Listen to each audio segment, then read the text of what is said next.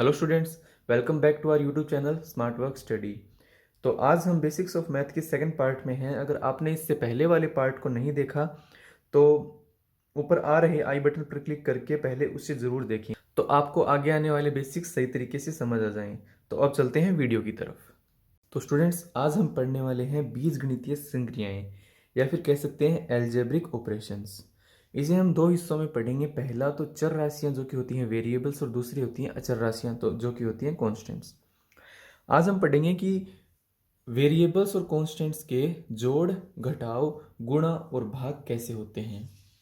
पर आगे बढ़ने से पहले हम ये सीख लेते हैं कि चर राशियां कौन सी होती है और अचर राशियां कौन सी होती हैं। चर राशियां वे राशियां होती हैं जिनका मान बदलता रहता है, जैसे कि a हो गया, b हो गया, c हो गया, x हो गया, y हो गया, z हो गया। इनका मान a का मान कभी 1 भी हो सकता है, a का मान कभी 2 भी हो सकता है, a का मान कभी 3 भी हो सकता है। जैसे कि x का मान कभी 1 आ जाता है, कभी x का मान 2 आ जाता है। इस तरीके से इनका मान बदलता रहता है, वो होते हैं चर राशियां। अब अचर राशियां कौन सी होती है? अचर राशियां वे होती हैं जो जीरो से लेके 1, 2, 3, 4, 5, 100, 1000 जितने भी हैं, जो अनंत तक चलेंगे, जिनका मान कभी बदलता नहीं है, वे अचर राशियां होती हैं। इनका मान माइनस में भी आ सकता है, -1, -2, -3 और माइनस में अनंत। ठीक है गाइस, अब आगे बढ़ते हैं और देखते हैं कि हमारा रूल नंबर 1 क्या कहता है। नंबर 1 में ये है कि समान चरों को आपस में जोड़ा व घटाया जा सकता है। इसका मतलब ये है कि जहां पर a और आगे भी a आ जाए प्लस में, उसे जोड़ सकते हैं। जैसे कि 3a + 2a = 5a। ठीक है, a + a = 2a। जैसे कि ये है 7a - 3a। इनको नॉर्मल संख्याओं की तरह घटाया जा सकता है। 7a - 3a = 4a। जैसे कि 7 में से 3 गए, 4 बचे। जैसे 3a है और 3a के अंदर 2a मिला दिए, तब बने 5a।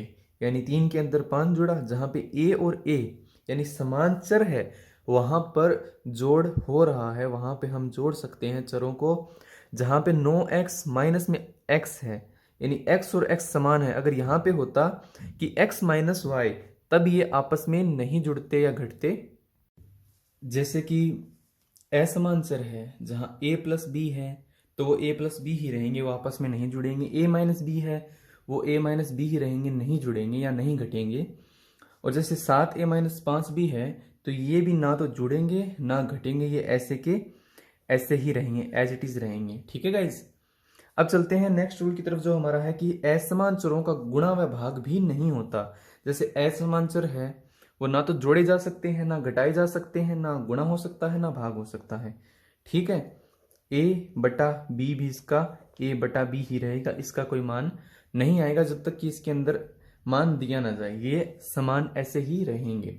अब यहाँ पे एक नोट दिया हुआ है कि दो चरों के बीच कोई निशान ना हो तो वहां गुणा माना जाएगा। जैसे कि पिछली वाली वीडियो में हमने देखा था कि a/b, अगर इसको a/b लिख दे और यहाँ पे कोई निशान नहीं है, इसका मतलब यहाँ पर बीच में गुणा है। जैसे कि यहाँ लिखा हुआ है a/b और यहाँ लिखा हुआ है a/b सीधा। इसका मतलब ये है कि इनके बीच में गुणा का निशान है। यहाँ लिखा है a/b/c और a/b/c, तो यहाँ भी इनका मतलब यहाँ पे ना हम डॉट भी लगा सकते हैं। इसका मतलब ये है कि इनके बीच में गुणा है।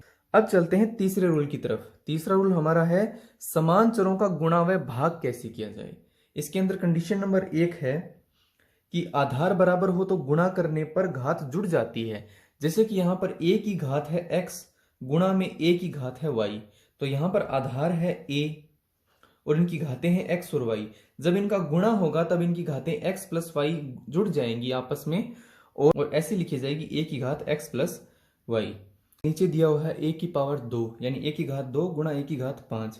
तो इन दोनों को जब a समान आधार है, यहां भी समान आधार है, तो दोनों आपस में जुड़ जाएंगी। 2 और 5 हो जाएंगी 7, तो a की पावर 7 हो जाएगी। वैसे ही x की पावर 2 है, गुणा है बीच में, और x की पावर 3 है, आधार है x और इसमें भी x, तो इनकी घात है 2 और 3, 2 और 3 होते हैं 5, तो x की पावर हो जाएगी 5।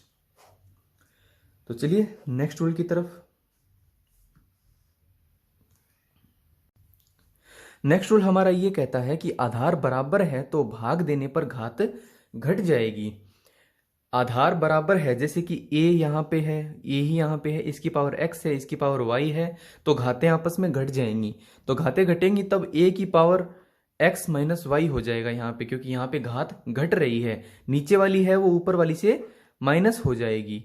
ठीक है गाइज, नीचे वाली है वो ऊपर वाली से माइनस हो जाएगी। जैसे कि a की पावर 7 दिया हुआ है यहाँ पे और a की पावर दिया हुआ है 3। ठीक है, तो यहाँ पे हो जाएगी a की पावर 4, क्योंकि a की पावर 7 में से 3 घटेगी तो बचेगी, ये a है, a की पावर 4। वैसे ही 2 की पावर, ये क्वेश्चन जरा देखिए ध्यान से और ढंग से समझिएगा कि 2 की पावर 3 है और 2 की पावर 4 है, तो 2 की पावर 3 में से 2 की पावर 4 गई तो बची 2 की पावर -1। जहां माइनस में पावर आ जाती है उसे ऐसे लिख देते हैं 1/2 और इसकी पावर 1 आ गई।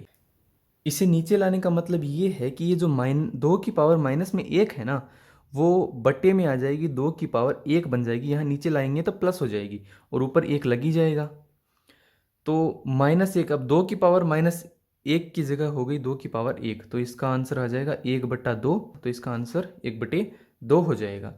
अब कहते हैं कि असमान आधार के अंदर भाग देने पर, कि असमान आधार की कोई चर राशियां हैं उनमें भाग देने पर क्या होगा, तो ये होगा कि a की पावर 7 है यहाँ पे और b की पावर 5 है, तो ये आपस में भाग नहीं होगा इनका, तो ये ऐसी की ऐसी आ जाएगी। अगला रूल हमारा ये है कि ब्रैकेट खोलने पर घातों का गुणा, यानी जैसे ऐसे लिखा हो a की पावर 2 और ब्रैकेट लगा के यहाँ लिखा हुआ हो 4।